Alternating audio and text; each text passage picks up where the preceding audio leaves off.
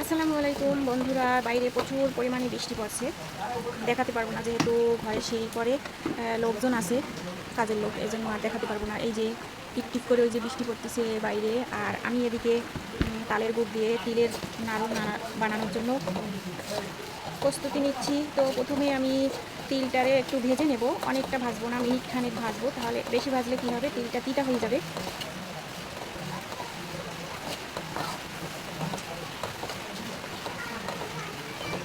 ভাবছিলাম বৃষ্টিতে একটু ভিজবো, কিন্তু বাইরে অনেক লোক আছে, যেহেতু কাজের লোক, গরুর জন্য খড়কুটো আনছে, আর হঠাৎ করে বৃষ্টিও পড়ছে, এই জন্য লোকগুলো সব ঘরের সামনে সিঁড়ির পরে বৃষ্টি এর ভিতরে কাজ করতে পারতেছে না, এই জন্য এবার রেস্ট নিচ্ছে।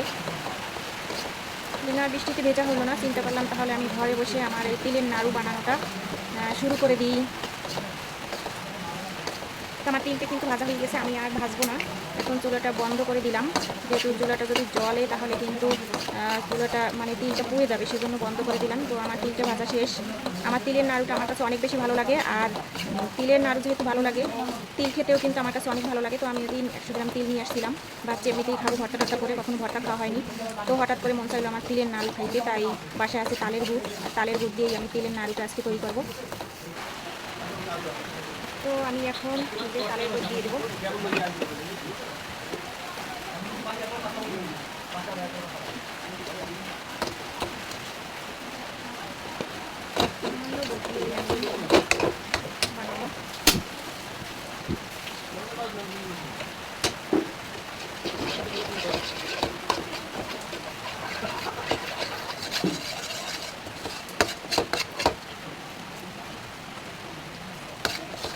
ফুলটা যখন আঁশ ধরবে তখন আমি নামাবো, আঁশ না ধরলে তো দেখা গেছে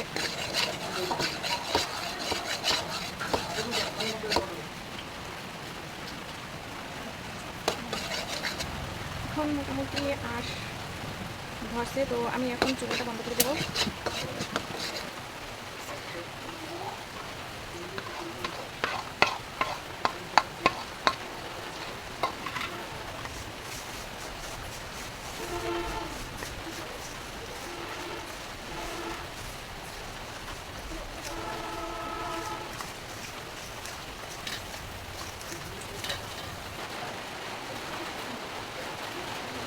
কড়াইতে দিয়ে দিলাম, যেহেতু কড়াইতে গুড় লেগে আছে, আর আমার গুড়টা একটু জাল বেশি হয়ে গেছে, আর একটু কম হলেও সমস্যা হতো না। তো প্রথমবার তো আমি বুঝতে পারি নাই, নেক্সট টাইমে ইনশাল্লাহ ঠিক হবে, সে আশা করা যায়।